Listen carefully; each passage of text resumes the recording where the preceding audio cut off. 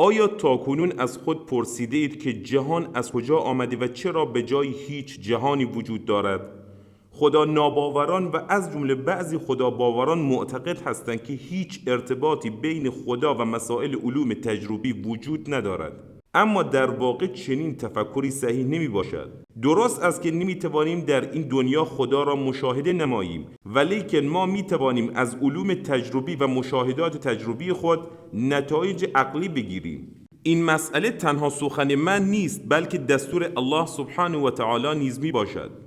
قل انظروا ماذا في السماوات والأرض وما تغني الآيات والنذر عن قوم لا يؤمنون. در نتیجه علوم تجربی اگر از یک متد و روش علمی درست و صحیح برخوردار باشد و نمانند این متد جهتدار فعلی، میتوان از نتایج حاصل از این مشاهدات نتایج عقلی به منظور اثبات وجود خدا گرفت و این کاری است که ما در مجموعه سلسله کلیپ های در مسیر روشنایی به دنبال آن هستیم. تنظیمات ظریف. تنظیمات ظریف جهان چیست؟ منظور از تنظیم ظریف و یا تنظیم دقیق این است که قوانین و ضوابط کیهانی و شرایط اولیه حاکم بر جهان با دقت فوق‌العاده زیاد و ظریفی به گونه‌ای دقیق تنظیم شده است که 1. منجر به تشکیل و پیدایش جهان ما شده است. 2. منجر به بقا و استمرار جهان تا کنون شده است. 3. منجر به حفظ حیات در جهان ما شده است. در اینجا می‌خواهیم نام بعضی از ثابت‌ها و استانداردهای فیزیکی را برای شما بیاوریم، در صورتی که هر یک از این پارامترها به اندازه بسیار ریزی تغییر کند، جهان و یا حیات از بین خواهد رفت. پارامترهایی مانند آمپدنس فضای آزاد، ثابت گذردهی خلا، ثابت تراوایی خلا، ثابت گرانش، ثابت پلانک، بور مگنتون، کوانتوم هدایت یا کوانتوم رسانایی، ثابت کولوم، ثابت جوزیفسون، کوانتوم شار مغناطیسی، مگنتون هسته‌ای، معکوس کوانتوم هدایت، ثابت وان کلتزینگ، شعاع بور، ثابت اتصالی فرمی، ثابت ساختار ریز، انرژی هارتری، ثابت ریدبرگ، سطح مقطع پراکندگی تامسون، زاویه اختلاط ضعیف، ثابت جرم اتمی، ثابت آووگادرو، ثابت بولتزمن، ثابت فارادی، ثابت تابش اول، ثابت اول تابش برای درخشندگی طیفی، ثابت لوشمید، ثابت گاز مولار، ثابت پلانک مولار، حجم مولی گاز ایدئال، ثابت ساکر-تترود، ثابت تابش دوم، ثابت استفان بولتزمن، ثابت قانون جابجایی وین، جو استاندارد، شتاب جاذبه استاندارد، نقطه سه‌گانه آب، مقیاس 0 درجه سانتیگراد، جرم سکون پروتون، جرم سکون الکترون، استاندارد سزیم، شعاع الکترون کلاسیک، ثابت جهانی گازها. البته ضوابط و استانداردهای فیزیکی به اینها ختم نمی شود و هزاران استاندارد و ثابت فیزیکی دیگر نیز وجود دارد. نکته بعدی این است که تمام این ضوابط و استانداردها به صورت بسیار دقیقی تنظیم شده است. به عنوان مثال، یک پیستون متحرک در داخل یک سیلندر را در نظر بگیرید. اگر پیستون به مقدار بسیار کمی از این چیزی که هست کوچکتر باشد، باعث می شود که پیستون خوب کار نکند و به پیستون و سیلندر آسیب زده و در نتیجه منجر به خرابی خودرو شود. اگر پیستون به مقدار بسیار کمی از این چیزی که هست بزرگتر باشد، باعث می شود که پیستون در داخل سیلندر گیر کند. پس می بایست پیستون و فضای داخل سیلندر از یک تنظیم دقیق برخوردار باشند. این در حالی است که تنظیمات و استانداردهای موجود در جهان از این هم بسیار بسیار دقیق‌تر می باشند. نظر دانشمندان و جوامع علمی در مورد تنظیمات ظریف یا تنظیمات دقیق جهان.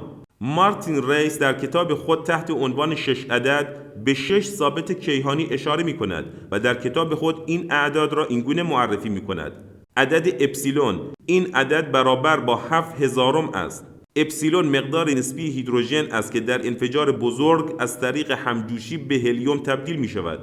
اگر این عدد به جای 7000 عدد 6000 بود، باعث تضعیف نیروی هسته‌ای شده و به این ترتیب پروتون‌ها و نوترون‌ها به یکدیگر وابسته نمی‌شدند. دوتریوم که دارای یک پروتون و یک نوترون است نمیتوانست شکل بگیرد. بنابراین عناصر سنگین‌تر هرگز در ستاره‌ها به وجود نمی آمدند. همچنین اتم‌های بدن ما هرگز شکل نگرفته و کل جهان به هیدروژن تبدیل می‌شد. حال اگر اپسیلون برابر 8000 بود، آنگاه همجوشی چنان سریع صورت می‌گرفت که هیچ هیدروژنی از انفجار بزرگ باقی نمی‌ماند و امروزه ستاره‌ای وجود نداشت که به سیارات انرژی بدهد.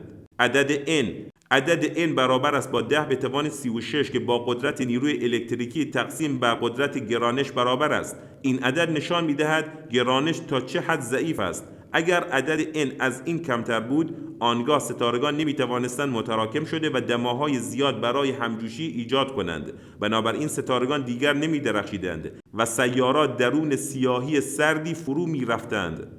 اما اگر گرانش حتی ذره‌ای قوی‌تر بود، ستارگان بسیار سریع گرم شده و سوخت خود را چنان سریع می‌سوزاندند که حیات هرگز فرصت آغاز پیدا نمی‌کرد. عدد اومگا، این عدد چگالی نسبی جهان است. اگر اومگا از این رقمی که هست کوچکتر بود، جهان بسیار سریع منبسط و سرد میشد. ولی اگر اومگا خیلی بزرگتر از این رقم بود، جهان قبل از اینکه فرصت حیات پیدا کند از هم فرو میپاشید. عدد لاندا عدد ثابت کیهانی است که سرعت جهان را تعیین می‌کند. اگر این عدد تنها به مقدار کمی بزرگتر بود، با نیروی ضد گرانشی که ایجاد می‌کرد و جهان را از هم می‌پاشید، یعنی با سرعت تمام به حالت انجماد بزرگ فرو می‌رفت که در نتیجه حیات را غیر ممکن می‌کرد. اما اگر این عدد ثابت کیهانی عددی منفی و کمتر از این رقم بود، جهان به شدت متراکم شده و قبل از اینکه حیات شکل بگیرد دچار فروپاشی بزرگی میشد. عدد Q، این عدد دامنه اختلالات موج در تابش ریزموج پس زمینه است که برابر با 10 به توان منفی 5 است. اگر این عدد کمی کوچکتر از این بود، آنگاه جهان به شدت یک نواخت شده و توده بیجانی از گاز و غبار که هرگز به شکل کهکشان‌ها و ستاره‌های امروزی در نمی آمد. در این صورت جهان یک نواخت بی‌معنی و عاری از حیات میشد. حال اگر این عدد بزرگتر از این مقدار بود، آنگاه در تاریخ جهان ماده زودتر به شکل ساختارهای بزرگ ابرکهکشانی متراکم تبدیل میشد. عدد D، این عدد تعداد ابعاد فضا است. اگر فضا یک بعدی باشد، احتمالاً حیات نمیتواند وجود داشته باشد، زیرا در این صورت محتویات جهان چیز قابل توجهی نخواهد بود. ذرات بدون هیچ برهمکنشی از کنار یکدیگر عبور میکردند. بنابراین میتوان گفت جهانهایی که در یک بعد وجود دارند نمیتوانند حیات داشته باشند. فضاهای دو بعدی نیز با این مشکل مواجه هستند و شکل‌های مختلف حیات در این فضا نهایتاً متلاشی یا تجزیه می‌شوند. از نظر علم زیست شناسی نیز هوش نمی‌تواند در کمتر از 3 بعد وجود داشته باشد. در فضای 4 بعدی مشکل دیگری وجود دارد. سیاره‌ها دیگر در مدار خود به دور خورشید قرار نخواهند گرفت. قانون جذر معکوس نیوتن با قانون مکعب معکوس جایگزین خواهد شد و به بیان دیگر عدد 3 در ابعاد فضایی عددی ویژه است، یعنی دقیقاً در فضای 3 بعدی میتوان به جستجوی حیات پرداخت. Is there any scientific basis for thinking our universe may have been created with purpose? John Polkinghorne worked alongside an astronomer who made a critical discovery that shook his beliefs. One of the great triumphs of astrophysics in the second half of the 20th century was to figure out how the elements are made. Because the very early universe is very simple, it only makes very simple elements, in fact hydrogen and helium, the two simplest elements, and you can't really do very much with them. They have very boring chemistry. You need much more elements if you're going to have something as interesting as life, and in particular you need carbon. The chemistry of life is the chemistry of carbon. So where does carbon come from? There's only one place in the whole universe where carbon is made. It's made in the interior nuclear furnaces of the stars. Every atom of carbon in our bodies was once inside a star. We're people of stardust. Now, how that happened was figured out in Cambridge. Fred Hoyle, a senior colleague of mine, was one of the leading figures in this. And they were trying to figure out how carbon was made. They had helium. And if they could make 3 heliums stick together, that would make carbon. But they couldn't figure out how to do that. To get 3 small things like that stick together at once, you can't do it. Okay, so we do it bit by bit, make 2 stick together, that makes beryllium, stays around a bit, another one comes along, makes carbon. But it doesn't work because beryllium is very, very unstable. It just disappears like that. So they were stuck. And then Fred had a good idea, and he said, it'll just go if there is something called a resonance, a very enhanced effect, which is just at the right energy in carbon to make that extra one stick on much, much more quickly than you would have thought. So you're very pleased with myself. We went off the nuclear data tables just to check that this resonance, this effect, was there, and it wasn't.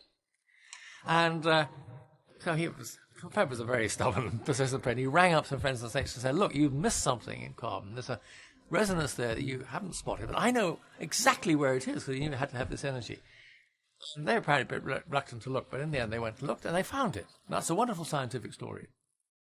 But also it struck Fred that it's more than a scientific story, because of course if the laws of nuclear physics had been a tiny bit different, either there would be no resonance at all, or it would be some other energy which would be no good. And Fred, who had a lifelong commitment to atheism, is reported to have said, in the Yorkshire accent, beyond my powers to imitate, the universe is a put-up job. In other words, this can't be just a happy accident. This is too significant for that. There must be something behind all this. Because Fred didn't like the word God, he says some capital I intelligence has monkeyed with the laws of the universe. Observing the universe, then, can spring riddles for atheism, too. Hoyle's groundbreaking discovery led to what subsequently became known as the anthropic principle. ویلیام کریگ میگوید منظور از اصطلاح تنظیم دقیق چیست؟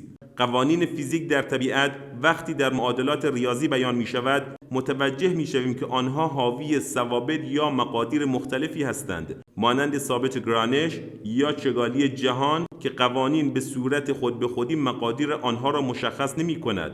قانون مقدار ثابت را مشخص نمی کند که بدان معناست که یک جهان با چنین قوانینی بر اساس طیف وسیع از مقادیر این متغیرها وضعیت خود را به دست می آورد. منظور از تنظیم دقیق معمولاً این است که مقادیر واقعی آن ثابت‌ها و مقادیر درگیر به گونه‌ای تنظیم می‌شوند که اگر از مقادیر واقعی آنها اندکی انحراف وجود داشته باشد باعث می‌شود حیات در جهان ما غیر ممکن شود. لوک بارنیز دانشمند نجوم و کیهانشناس میگوید نتیجه میگیریم که جهان برای وجود حیات دقیق تنظیم شده است. از بین تمام احتمال‌هایی که قوانین طبیعت، ثابت‌های فیزیکی و شرایط اولیه جهان می‌توانستند وجود داشته باشند، فقط یک مجموعه از پارامترهای ریز منجر به ایجاد حیات هوشمند می‌شوند. ویلیام کریگ فیلسوف آمریکایی میگوید تعریف تنظیم دقیق اکنون آنچه از دانشمندان از کشف آن متعجب شده اند این است که این ثابت‌ها و مقادیر باید در یک بازی فوق‌العاده محدود از مقادیر قرار بگیرند تا جهان مجاز به ایجاد حیات باشد. منظور از تنظیم دقیق جهان برای زندگی این است. دانشگاه استنفورد میگوید فیزیکدانان هرچه عمیق‌تر و عمیق‌تر به اسرار طبیعت نفوذ کرده اند مجبور شده‌اند یک واقعیت ناگوار را بپذیرند که جهان به شکل اعجاب آوری برای فراهم آوردن و نگهداری حیات تنظیم شده است. میزان ماده در جهان، جرم الکترون، استحکام نیروی گرانش، اگر ارزش هر کدام از اینها به مقدار بسیار کوچکی از اندازه فعلیشان متفاوت بود، کهکشان‌ها و ستاره‌ها نمی‌توانستند شکل بگیرند و حیات بیولوژیکی نمی‌توانست تشکیل شود. سایت کازموس میگوید اجزای جهان به صورت دقیقی ساخته شده‌اند که اگر تنظیمات آن حتی به اندازه بسیار ناچیزی هم دستکاری شوند، این جهانی که ما اکنون می‌شناسیم وجود نمی‌داشت. علم اکنون با این سوال مواجه است که چرا جهان به صورت دقیق تنظیم شده است که قابلیت دارد تا حیاتی پیچیده را در خود داشته باشد. دکتر رابرت لانزا در طی مقاله میگوید همانطور که دیدیم جهان نه تنها در مقیاس میکروسکوپی اتم بلکه در سطوح بزرگ به اندازه کیهان نیز برای حیات تنظیم شده است. در کیهانشناسی دانشمندان دریافتند که جهان ما دارای فهرست طولانی از ویژگی‌هایی است که باعث می‌شود همه چیز از اتم‌ها تا ستاره‌ها برای زندگی ما مناسب باشد. بسیاری این برداشت را اصل گلدیلاکس می‌نامند، زیرا کیهان از حد تعادل خارج نبوده بلکه درست برای حیات تنظیم شده است. برخی دیگر آن را اصل انسان شناسی می‌نامند، زیرا به نظر می‌رسد جهان انسان محور است. و برخی هم آن را طراحی هوشمند می‌نامند، زیرا معتقد هستند اینکه کیهان برای بقای ما بسیار مناسب باشد قطعاً تصادفی نیست. به هر حال این کشف باعث ایجاد نگرانی عظیمی در جامعه اختر فیزیک و فراتر از آن می شود. در حال حاضر تنها تلاش برای توضیح این پدیده‌ها میگوید که کد جهان ما را ساخته است. استیون واینبرگ، فیزیکدان ملحد و برنده جایزه نوبل میگوید چقدر تعجب آور است که قوانین طبیعت و شرایط اولیه جهان باید شرایط را برای موجوداتی فراهم کند که بتوانند آن را مشاهده کنند و اگر یکی از مقادیر فیزیکی کمی متفاوت می بود به این حیاتی که آن را می شناسیم اجازه نمی داد. ادوارد کلب، کیهانشناس، استاد دانشگاه شیکاگو و همچنین رئیس بخش علوم فیزیک میگوید به نظر میرسد جهان به خوبی تنظیم شده است تا اجازه دهد زندگی و آگاهی شکوفا شود. ستاره شناس مشهور آرنو پنزیاس، برنده جایزه نوبل فیزیک میگوید نجوم ما را به یک واقعه منحصر به فرد هدایت میکند، یعنی ایجاد یک جهان از عدم، یک جهان متعادل با مقیاس دقیق به منظور ارائه شرایطی که زندگی را امکان پذیر می کند، جهانی که دارای یک طرح اساسی است. ممکن است بگوییم ماوراء الطبیعی.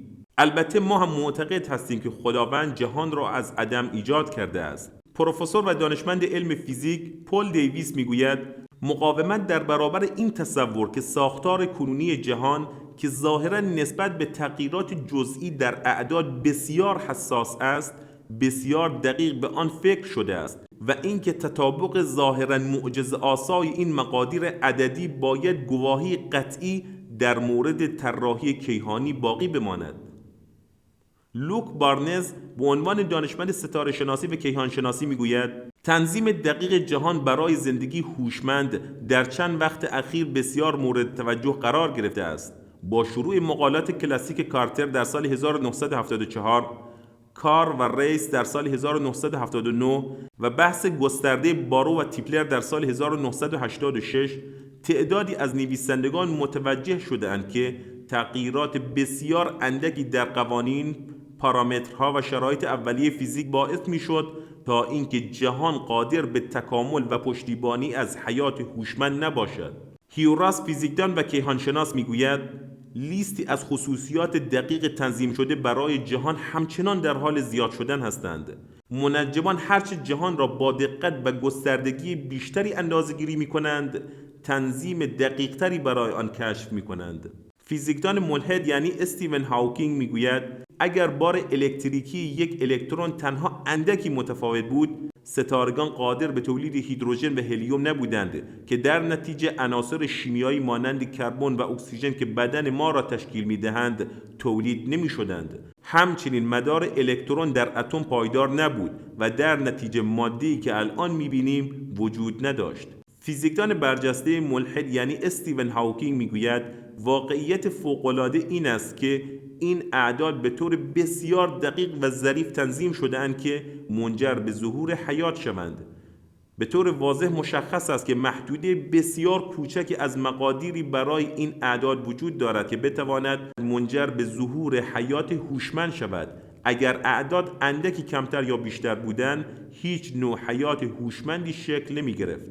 در سایت دانشگاه تگزاس اینگونه آمده است: سیارات، ستاره‌ها، کهکشان‌ها مطابق الگوهای ظریف ریاضی آسمان شب را پر می‌کنند. قوانین طبیعت. چرا جهان ما از قوانین خاص طبیعی پیروی می‌کند؟